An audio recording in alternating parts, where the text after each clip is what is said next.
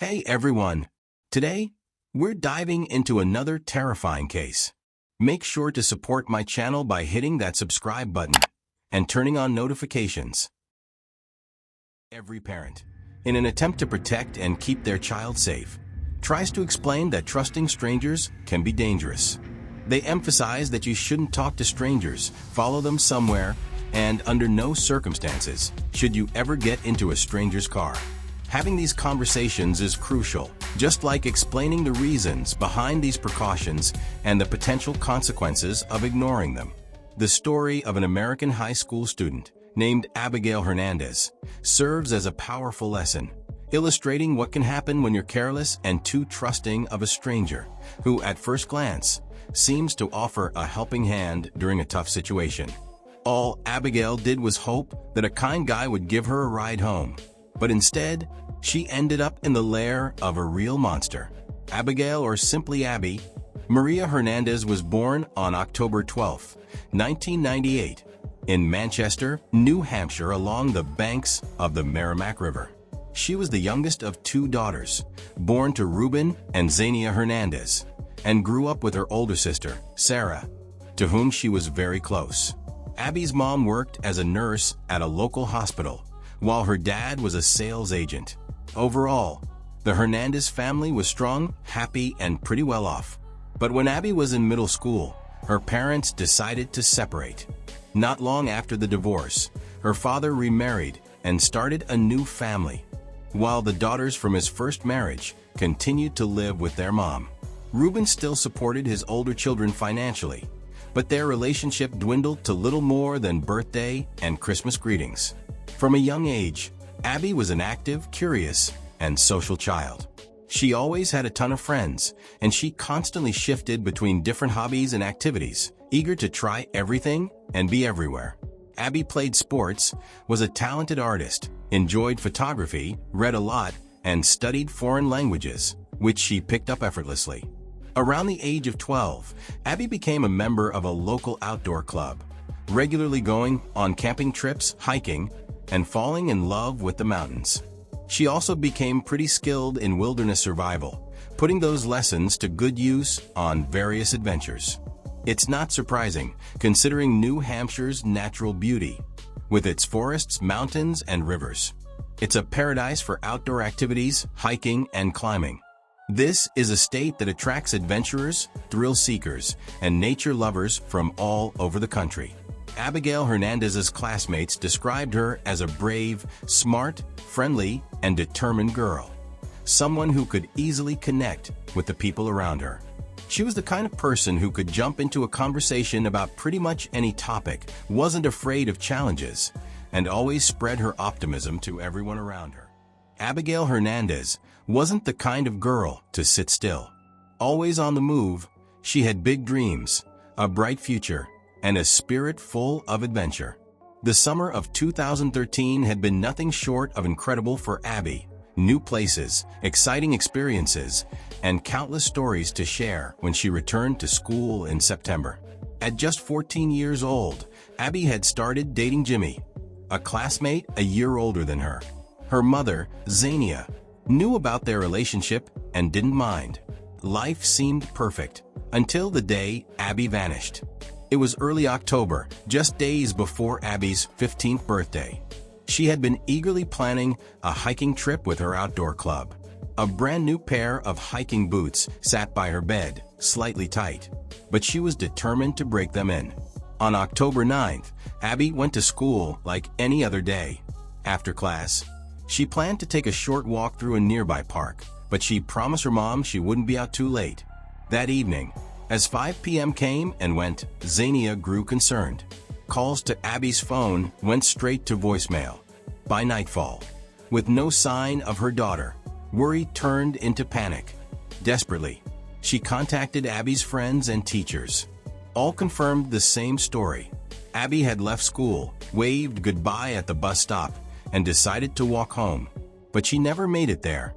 Fearing the worst, Zania and her eldest daughter, Sarah, rushed to the police station. A search began immediately. Word of Abby's disappearance spread fast. Flyers with her face flooded the town.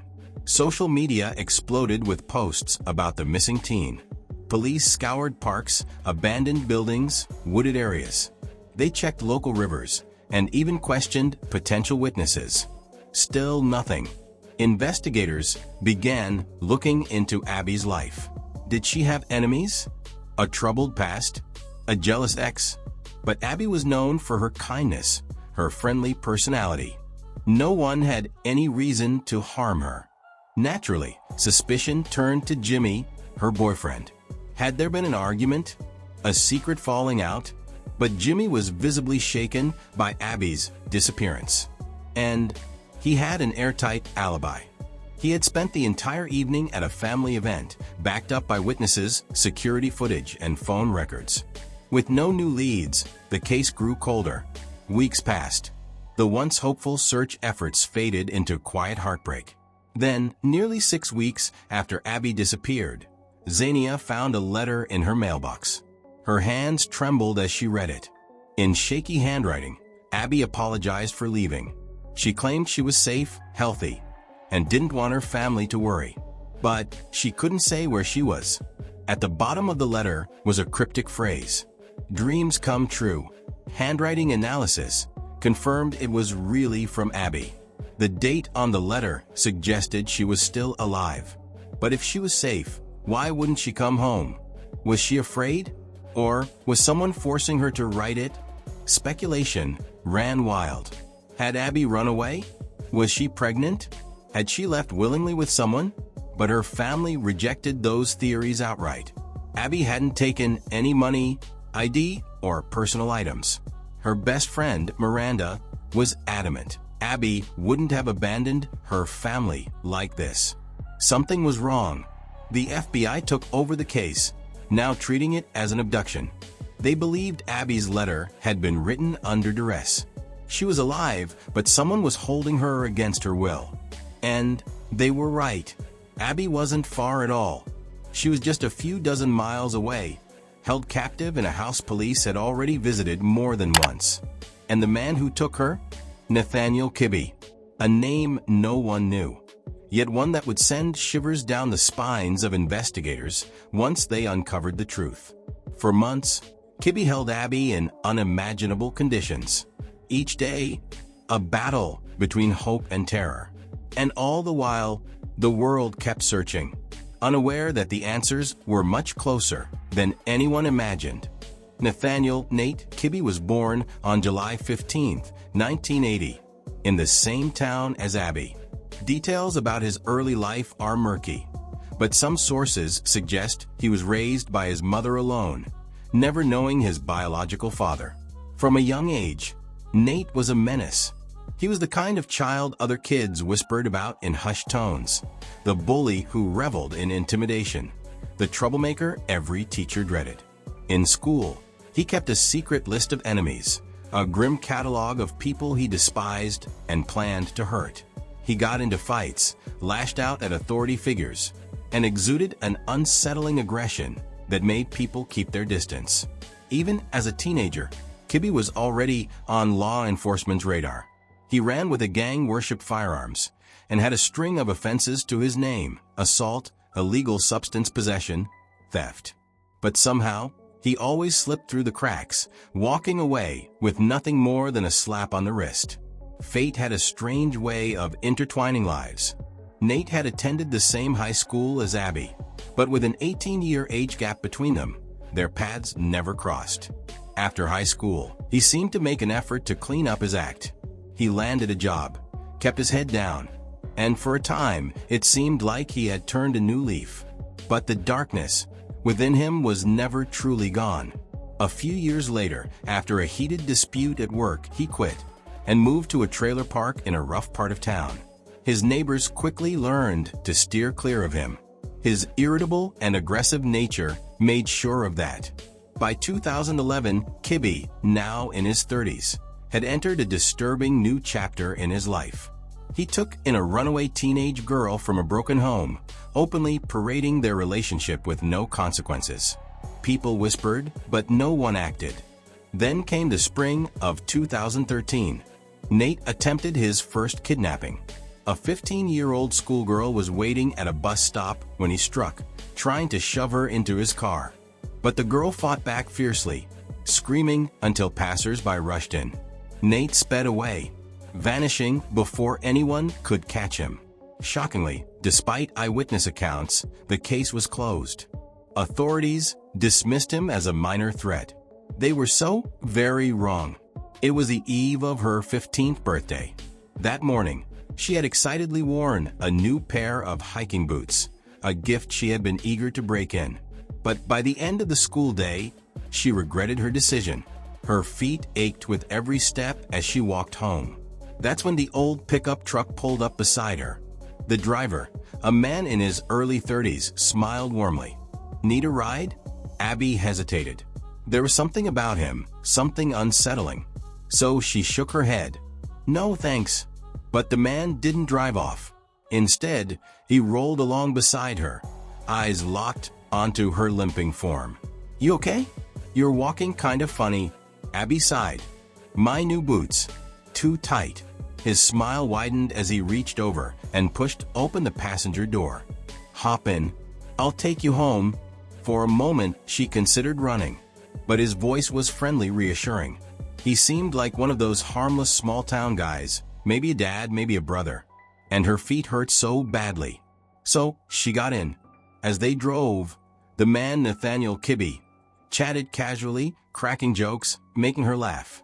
He made her feel at ease, safe. But then, suddenly, he pulled into a dark, empty parking lot. A knot of fear twisted in Abby's stomach. She glanced at him. His expression had changed. "You can drop me off here," she said quickly. "I can walk from here." He didn't respond. Abby's fingers fumbled with the seatbelt. But before she could move, Kibbe struck. He grabbed her with one hand and yanked open the glove compartment with the other. A gun, the cold barrel pressed against her cheek. "Try anything," he whispered, "and I'll shoot." Terror flooded her.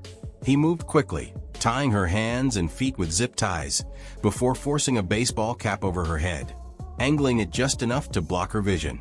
But when she tried to peek beneath the brim, he noticed. His temper flared. With a snarl, he pulled out a stun gun and pressed it to her ribs.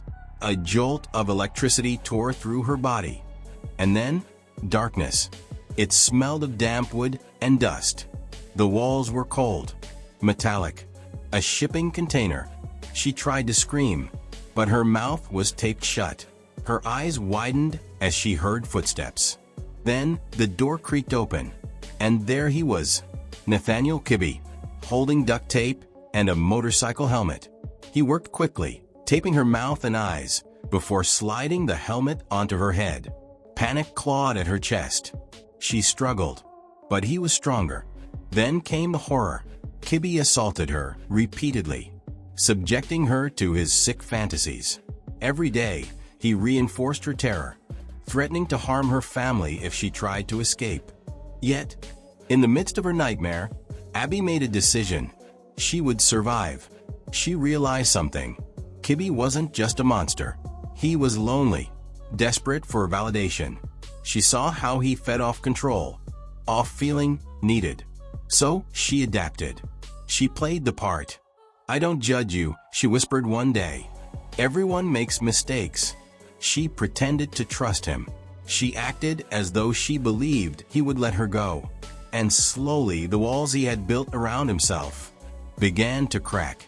What Kibbe didn't know was that Abby was playing a long game, and she intended to win. Nate was unpredictable. The smallest word or action could send him into a violent rage, transforming him into a monster. Yet at times, he displayed a twisted kind of tenderness, as if he wanted to convince himself and Abby that he was capable of kindness. But the brutality always returned, his dark side ruling over any fleeting moments of warmth. The container where Abby was imprisoned was soundproofed so well that no one outside could hear her screams, no matter how hard she cried for help. For weeks, she remained trapped in that suffocating darkness, isolated from the world. But then, unexpectedly, Nate changed the rules. After about a month, he started bringing her inside his trailer. At first, it was just to take a shower, a cruel tease of normalcy. Then, he allowed her to sit with him and watch TV. It was during one of these moments that they saw a news report about the ongoing search for Abigail Hernandez. Missing posters, candlelight vigils, desperate pleas from her mother. That's when Nate had an idea. "Write a letter to your mom," he ordered one night, handing her a pen and paper. "Tell her you're fine so they stop looking for you." Abby's hands trembled as she wrote, every word dictated by her captor. But in every letter, she tried to leave hidden clues, subtle hints about where she was. A specific word, a slight misspelling, a detail that might trigger suspicion. But Nate was no fool. He saw through her attempts. Each time she tried to outsmart him, he punished her harshly. The pain taught her a cruel lesson. Obedience was the only way to survive. Months passed. Abby learned to navigate the unpredictable world of her captor, obeying when necessary, staying silent when required. She became part of his life, albeit unwillingly. Then one day, he let his guard down. Nate had a secret side business, counterfeit money.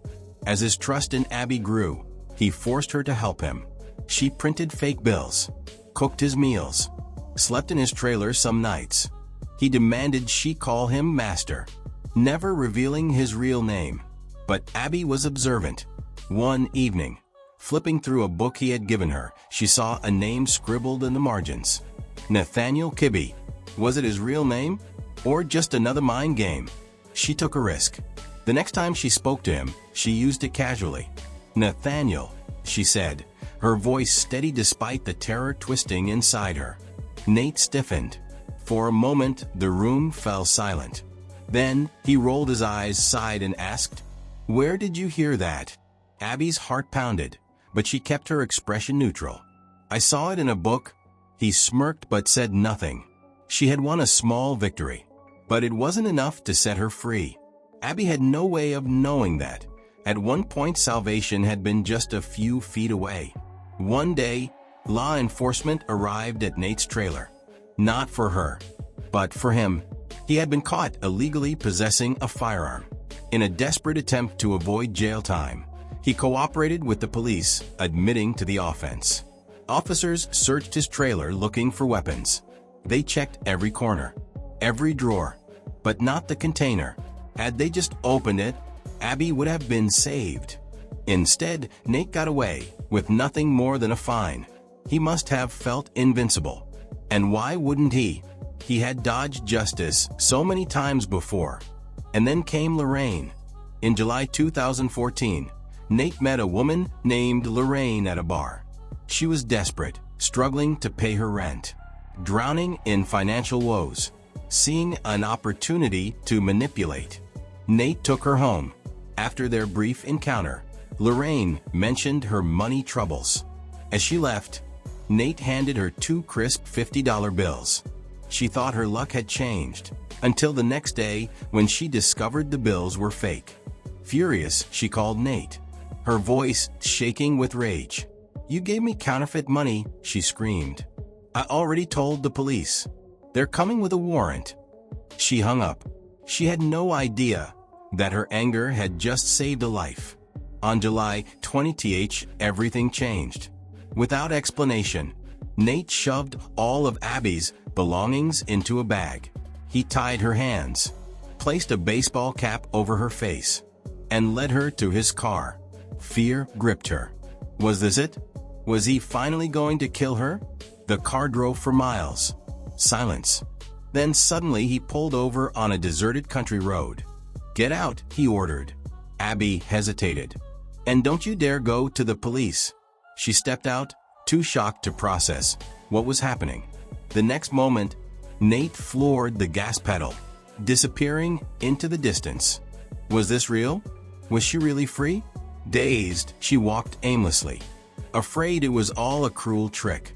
Then she saw a sign, a familiar name. She was close to home. She started running. The Hernandez family's front door had a surveillance camera. It captured everything. Abby thin, exhausted, wide-eyed, walking up the steps. Inside, her mother was on the phone. "Mom?" Abby's voice trembled as she called out. Silence. Then the sound of something hitting the floor. Her mother had dropped the phone. A moment later, the door flew open. Tears. Shaking hands. Disbelief. A desperate embrace. She was home. She was safe. But the nightmare wasn't over. Nathaniel Kibbe still roamed free. And soon the world would learn the full horror of what he had done. Abby clung to her mother, sobbing uncontrollably, her body trembling from the weight of her ordeal. Xenia held her just as tightly, tears streaming down her own face, unable to believe that her nightmare had finally ended. Her daughter was home, safe. But as Xenia pulled back slightly to look at Abby, her heart twisted. Her little girl had changed. The sparkle in her eyes had dimmed, her once vibrant face now pale and weary. The months of torment had left their mark. Xenia's hands gripped Abby's shoulders as she searched her face. "Where have you been? What happened?" she asked urgently. "We need to go to the police right now." Panic flashed across Abby's face. She couldn't. Not yet. The memory of his threats rang in her ears. What he would do to her family if she ever spoke out. The fear still had its claws in her. So she lied. "I don't know," she whispered, shaking her head. "I can't remember anything." Even when they went to the police, Abby stuck to her story. No names, no places, only vague, broken recollections. She wasn't just protecting herself, she was protecting the ones she loved. For a week, she wrestled with her guilt and fear. Every night, she lay awake, the walls of her bedroom feeling like a prison. Could she really let him go free? Could she live with herself, knowing he was still out there watching, waiting? Finally, she broke. One evening, with shaking hands, she turned to her mother and confessed everything. The man, the container, the fear, the unspeakable horrors she had endured. Xenia's hands curled into fists. She had never felt rage like this before. "We're going back to the police," she said firmly. "He cannot get away with this." And so, on July 27, 2014, Abigail did what she once thought impossible. She spoke his name, Nate Kibbe. She gave them everything. The make of his car, the license plate, every chilling detail she could remember. Within 24 hours, he was in custody.